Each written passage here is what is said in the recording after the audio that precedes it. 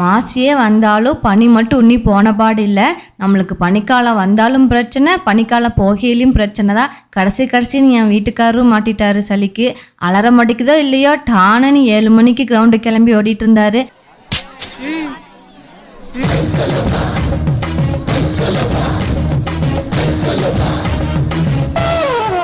என்ன அம்பிட்டு பண்ண கிருன்னு இருக்காங்க, நம்மகிட்ட பெருசா எதிர்பார்க்குறாங்களோ. சளி பிடிச்சிட்டு ரொம்ப டயர்டாக இருக்குது, கஷ்டமாக இருக்குது கலை, நான் இன்னைக்கு போகலன்னு சொல்லிட்டு ரொம்பவே டயர்டாக படுத்துட்டு இருந்தாரு. பார்க்கறக்கே மனுஷன் பாவமாக இருந்துச்சு. சரி, எல்லாத்துக்குமே சளி பிடிச்சா வாய்க்கு நல்லா நாட்டுக்கோழி செஞ்சு கொடுத்தா சளியும் சீக்கிரமாக சரியாகும், அதே மாதிரி அவங்களுக்கும் அதான் பிடிக்குங்கிறதுக்காக அன்றைக்கி நாங்கள் நாட்டுக்கோழி ப்ரிப்ரேஷன் தான் பண்ணிகிட்டு இருந்தோம். நாட்டுக்கோழி நல்லா மஞ்சள் உப்பெல்லாம் போட்டு சுத்தமாக கழுவிட்டு நம்ம குழம்புக்கு தேவையான கூட்டையும் அரைச்சி ரெடி பண்ணி வச்சுக்கணும்.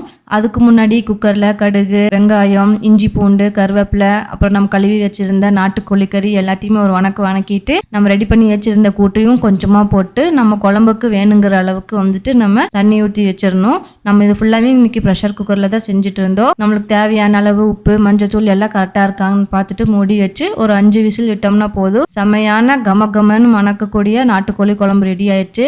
இந்த ஸ்டேஜ்லேயே வந்து நம்ம சூப் மாதிரி எடுத்து குடிக்கலாம். இந்த மாதிரி சூப் குடிக்கிறதுக்கு யாருக்கு பிடிக்கும் அப்படின்ட்டு மறக்காமல் கமெண்ட் பண்ணிடுங்க. அவரை சாக்காட்டிட்டு வீட்டில் இருக்கிற எல்லாருமே குடிச்சாச்சு.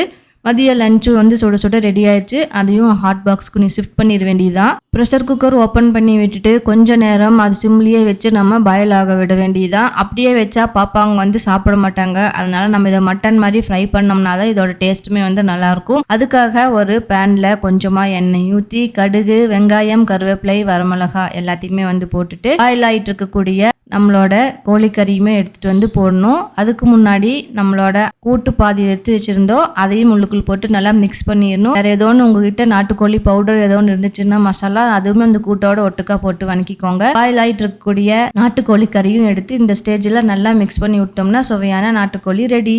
இந்த வீடியோ உங்களுக்கு பிடிச்சிருந்துச்சு அப்படின்னா வீடியோக்கு லைக் பண்ணிடுங்க. மீண்டும் அடுத்த வீடியோவில் சந்திப்போம். Until then, signing off, PKSS family.